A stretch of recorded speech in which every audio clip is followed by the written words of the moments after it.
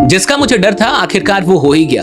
Khan sir, मैंने अपनी पहली वीडियो में ही ये कहा था कि आप और रोशन आनंद सर बैठ के इस मसले को सुलझा लीजिए। दो शिक्षकों का लड़ना कहीं से भी शोभनीय नहीं है और अगर ऐसा ये मामला आगे बढ़ा तो कुछ अप्रिय घटना हो सकती है। मैं रोशन सर और खान सर दोनों से ये निवेदन करना चाहूंगा कि देखिए, आप देश दुनिया की प्रॉब्लम्स को सॉल्व करना सिखाते हैं। आप बताते हैं कि भाई इजराइल का प्रॉब्लम कैसे सॉल्व होगा, ईरान का कैसे सॉल्व होगा, अमेरिका क्या कर रहा है, पाकिस्तान क्या गलती कर रहा है। तो आप दोनों से ये निवेदन है कि आपस में बैठ के ये रंजिश जो है इसे दूर कर लीजिए, इसे मिटा लीजिए, आपस की प्रॉब्लम तो सॉल्व कर लीजिए, क्योंकि दो शिक्षकों का आपस में लड़ना कहीं से भी शोभनीय नहीं है। अब सोच के देखिए कि आपने आज एक वीडियो बनाया सुबह सुबह और अपनी संवेदना आपने वहां पे जाहिर की है और आपने वहां पे एक वीडियो भी दिखाया कि पहले ये वीडियो देखिए। खान सर, मैं आपसे पूछता हूं कि उस वीडियो को क्या आपने गौर से देखा? क्या आपने देखा कि वहां पे वो ये भी बोल रहा है कि वो 6-7 दिन से प्रिंस यादव वो सो नहीं पा रहे थे, सिर्फ ये बात सोच के कि मेरे भैया जेल में हैं और मैं बाहर हूं और मैं उनको निकाल नहीं पा रहा हूं। वही नहीं, क्या आपने वो वीडियो देखी जहां उनकी मां बेहोश हो रही है, बार बार बेहोश हो रही है? क्या वो वीडियो आपने देखी? और आप कह रहे हैं कि किसी के परिवार के साथ ऐसा ना हो, किसी दुश्मन के भी परिवार के साथ ना ऐसा हो। अगर ये आप सच में सोचते तो आज ये नौबत ही नहीं आती। दूसरी बात ये, आप कह रहे हैं कि कोई तीसरा आदमी इसमें है, कोई तीसरा एंगल है। मैं आपको बता रहा हूं, मैं जानता हूं कि वो तीसरा आदमी और तीसरा एंगल क्या है। मुझे कुछ चीजों का जवाब दीजिए। सबसे पहले इस पूरी कहानी में आपके लोग जाके ज्ञान बिंदु कोचिंग के दीवार पे जाके आपके पोस्टर चिपकाते हैं, वहां से ये सारी झड़प शुरू होती है। उसके बाद से जब 2 जून को रात के 10 बजे आपके कोचिंग पे अटैक होता है, तोड़फाड़ होती है, तो मीडिया के सामने आके वो किसने बोला कि मेरे आंखों के सामने 8 से 10 राउंड फायरिंग हुई है? 8-10 राउंड तो हम देखे हैं यहाँ पे। आपने वीडियो में बोला है कि किसी ने तूल पकड़ा दिया। ये छोटा सा मैटर था, गार्ड घायल हुआ था, ये तो सॉल्व हो जाता। तो तूल किसने पकड़ाया? मैं आपको बता, किसने कहा कि 8 से 10 राउंड फायरिंग मेरी आंखों के सामने हुई है?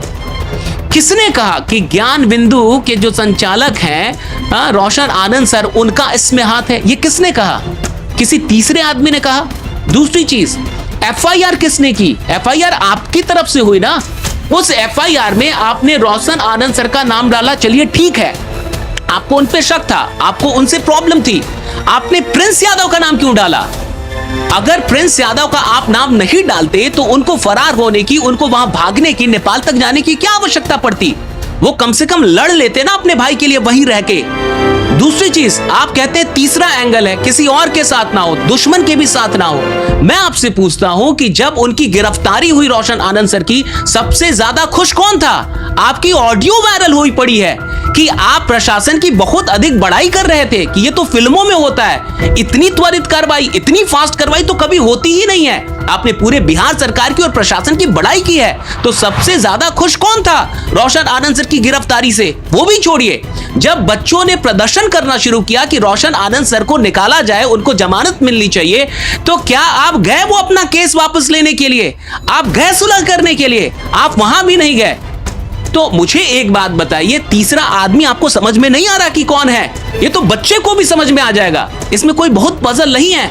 सारे कांड तो आपने करके रखे हैं। दूसरी चीज मैं आपसे जानना चाहता हूं, एथिक्स पढ़ाते होंगे ना आप? तो यूपीएससी को पढ़ाते हैं, उसमें एक सब्जेक्ट है एथिक्स। क्या आप नहीं मानते हैं कि ये मौत आपके चलते हुई है? इसमें आपका भी दोष है? क्या और भी कोई इंसान जो इस वीडियो को देख रहा है वो नहीं मानेगा इतनी सारी चीजों के बाद कि आप रिस्पॉन्सिबल तो हैं? मैंने आपकी वो पूरी वीडियो देखी, मैं बहुत रिस्पेक्ट करता था आपको, लेकिन कहीं से भी ये नहीं दिखा है कि आप दोषी हैं, कि आपकी भी जिम्मेवारी बनती है।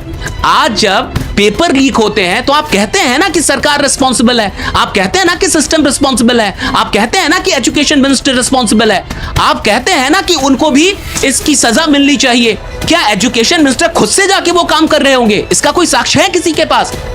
और ये सारी चीजें गलत है, लेकिन फिर भी आप ये मानते हैं ना कि वो रिस्पॉन्सिबल है।